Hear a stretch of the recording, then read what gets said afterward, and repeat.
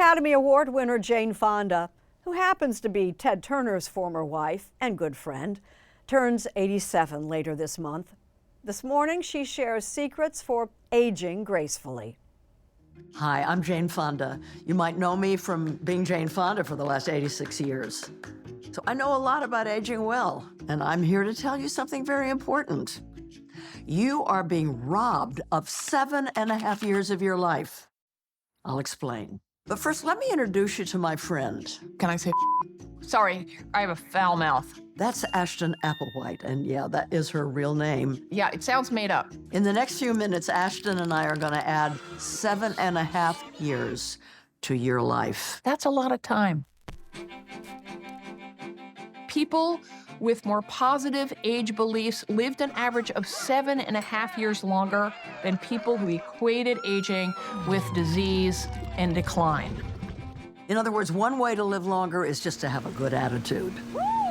But society is doing literally everything it can to make sure we don't have a good attitude, from the beauty industry Simply ageless to what we see every day in the news. Questions are being raised now. How old is too old to remain in office? Lots of people assume we'll end up in the nursing homes, when in fact, less than 3% of us do. Of course, that doesn't stop us from talking about our senior moments. Oh, senior moment.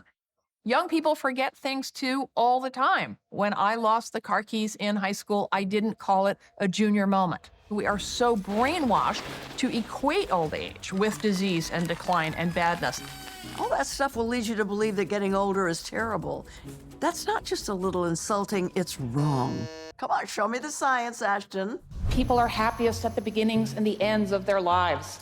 It's called the U-curve of happiness, and it's been borne out by dozens of studies around the world. No wonder it looks like a smiley face. So what do we need to make that happiness curve rise? Do we need perfect health? Nope. Money? Nope. Microdosing? I cannot answer that with a straight face. I give up.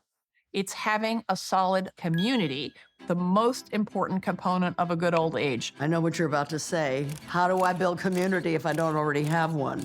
There's a million ways to do it, but I'm going to talk about one that you can start right away from almost anywhere. Wait, me what? Hey, take it from me. It is true. Could you go back? Art classes are a great way to build community. We know that being in community is good for us. We know that having purpose is good for us. But the health benefits of being in art class in specific, it turns out, are fascinating. A National Endowment for the Arts study found art classes for older adults increased mental engagement, increased physical activity. They found new or stronger relationships. They visit the doctor less often. They are less likely to fall. All this art behind me was made by older people in art classes. And I define art broadly. Singing, Theater, dance, flower arranging. graffiti.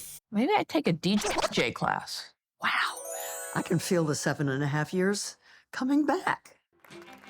We should reframe having a senior moment.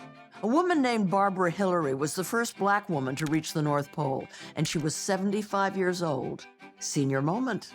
So much of your life gets better as you age. We get less stressed, we become kinder to ourselves and braver, we're less judgmental, and best of all, we stop caring so much about what other people think of us, which, believe me, saves a lot of time. Aging is the one universal human experience. It is a process of growth and self-knowledge that is a joy. Who knows what my next 7.5 years will bring? I'm ready for my senior moment.